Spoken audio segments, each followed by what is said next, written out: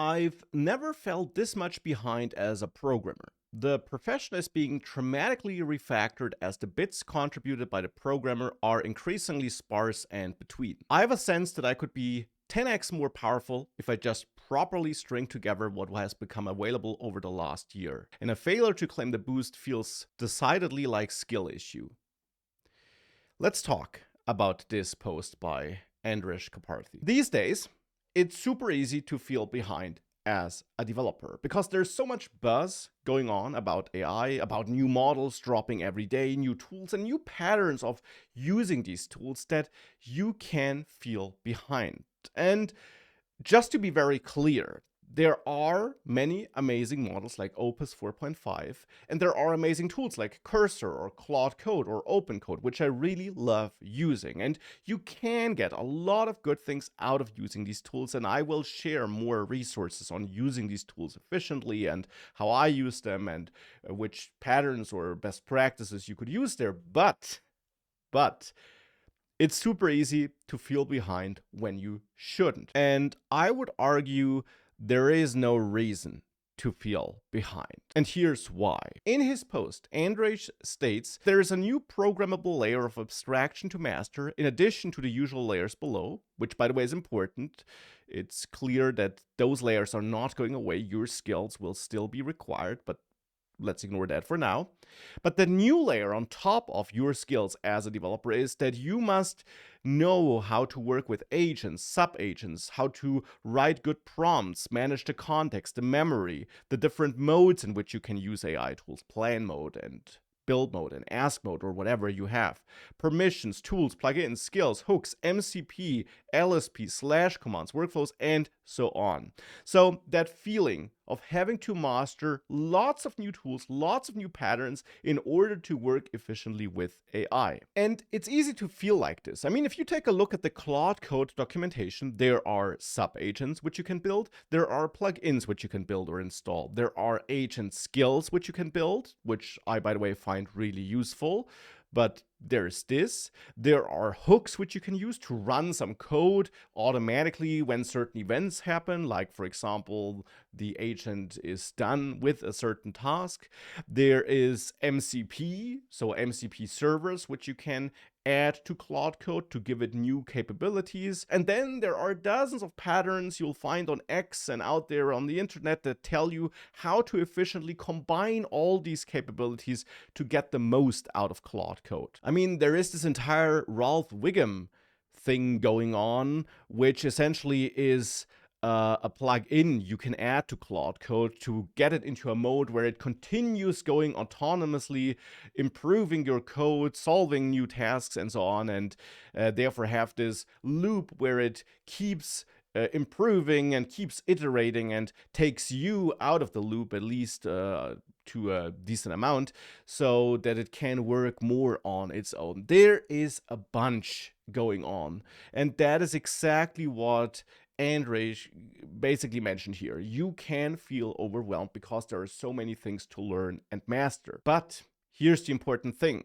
You don't need to master all of that. For example, Lee Robinson, which used to work as a developer relations guy at Vercel for Next.js, is now working for Cursor. And over the holidays, he built a Rust-based image compressor, WASM binary and SvelteKit app, entirely with Cursor and AI, with, as far as I remember, without writing a single line of code himself. He got test coverage there, and he did review the code, and he did provide lots of guidance. It's not vibe coding. He had a clear vision and guided the model on how to build this app, but he built this image compression library from scratch with Rust with help of AI. And he made it very clear that he built 80% of this project without any custom rules. You know, Cursor rules are these things you can set up to give Cursor some, well, rules it should hopefully follow,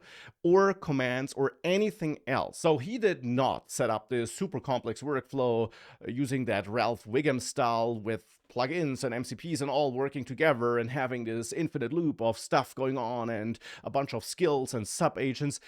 No, he just used Cursor with an AI model, I think it was Opus 4.5, and build this app step by step, and of course with the agent doing essentially all the work, but based on his guidance. And this is a really interesting project. It shows us how far you can get with AI as an assistant these days. Again, without vibe coding, but by blending your expertise as a developer with the capabilities and the knowledge of these AI tools. And it's very possible, by the way, that this image compression library in Rust has problems. He writes that himself. It's absolutely possible that there are bugs or performance issues or anything like that in there, but it's still an impressive feat.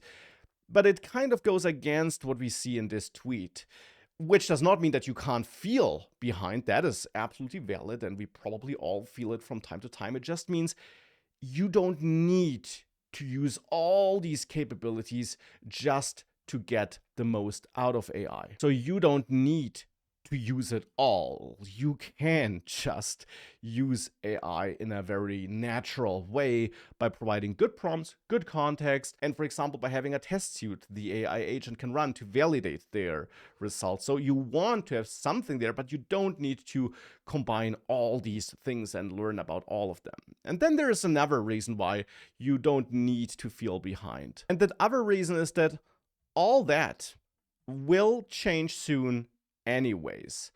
I mean, from all these capabilities here, how many have we had half a year ago? I don't even know. But for example, skills are a recent addition. It's very likely, it's almost guaranteed that over the next month, we'll collectively decide and find out that it's not that important to set up skills or use a bunch of plugins or use sub agents or whatever.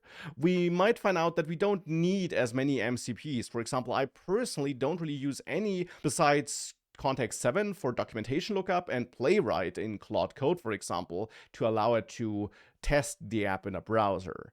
There are people that absolutely swear on having a dozen of MCP servers, but we'll collectively find out what adds a real benefit and what doesn't. And then there are these tools like Cursor or Claude Code, which will simply do good things automatically for you, to put it like this. I mean, if you compare working with AI assistants now to 1 or 2 years ago, there's a lot of stuff Cursor and these other tools do for you. Take plan mode, for example. In the past, a year ago, you had to plan yourself. You had to ask AI to create a plan and to validate that plan and to ask you some questions before it gets started. Now there is this plan mode built into those tools. Who knows what will be built into them in half a year or so. So being ahead now by building a super complex setup, by combining all these things, will not necessarily put you ahead for a long time, if it does so at all. And therefore, long story short, it's easy to feel behind, but there is really no reason to feel behind. You don't need to use all these tools to get something out of AI as a developer, and all that will change soon anyways. And therefore, yeah, don't stress out about it. It's too easy to get FOMO and feel overwhelmed these days. Try to take a step back. Things will not be as bad, or things are not as urgent as they might sometimes seem.